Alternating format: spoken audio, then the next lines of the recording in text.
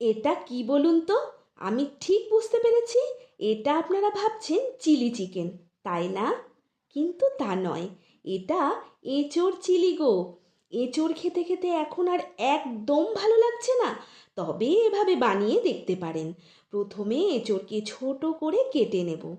তারপর নুন জল দিয়ে এটাকে হালকা সিদ্ধ করে নেব। ভিডিওটা বড় হয়ে যাবে বলে এটা আর দেখাতে পারলাম না।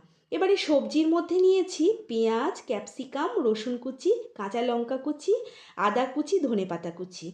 এখানে গরম জলে কিছুটা শুকনো লঙ্কা সেদ্ধ করে পেস্ট করে নেব। এবারে একটা মশলা করব, সেটা চলুন। দারচিনি, এলাচ, গোলমরিচ, মৌরি শুকনো খোলায় ভেজে নেব। ভাজা হলে গুঁড়ো করে নেব। আগে থেকে যে এঁচোড়টাকে সেদ্ধ করেছিলাম সেটা একটা পাত্রে নেব। তার মধ্যে একটু আলুও দিয়ে দেবো। আর এখানে যেগুলো মিশিয়েছি সেগুলো হলো গোলমরিচের গুঁড়ো, নুন, আদা রসুন বাটা, কাঁচা লঙ্কা বাটা, কাশ্মীরি লঙ্কার গুঁড়ো, কর্নফ্লাওয়ার, ময়দা, ডিম, গরম মশলা দিয়ে হাতের সাহায্যে ভালো করে মেখে নেব। আর 15 থেকে 20 মিনিট রেখে দিলে ভালো হয়।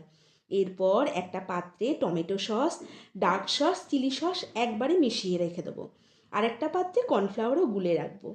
এরপর কড়াইতে বেশ খানিকটা তেল দিয়ে এঁচোড়গুলোকে এক এক করে ভেজে নেব।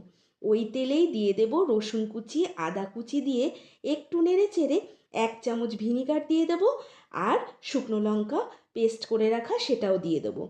এবারে এক এক করে দেব ক্যাপসিকামের টুকরো, পেঁয়াজের টুকরো, কাঁচা লঙ্কা কুচি দিয়ে 1 মিনিট নেড়ে চেড়ে নিতে হবে। যখন ভাজা ভাজা হয়ে আসবে তখন tomato sauce, dark sauce, chilli sauce মেশানো আছে সেটাও দিয়ে দেব।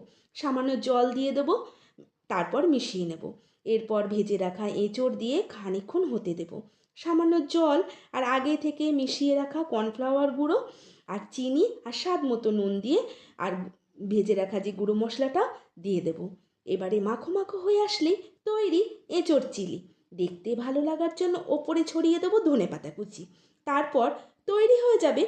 আজ আমি আসি, আবার দেখা হবে। নমস্কার।